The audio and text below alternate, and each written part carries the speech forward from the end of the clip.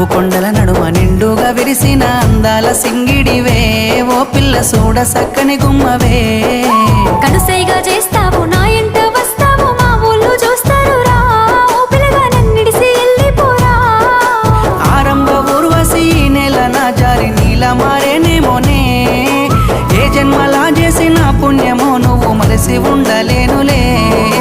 నిండు పున్నమి వేళ ముద్దుంగా నవ్వేటి అందాల జాబిల్లివే ఓ పిల్ల సొగసైన సిరిమల్లెవే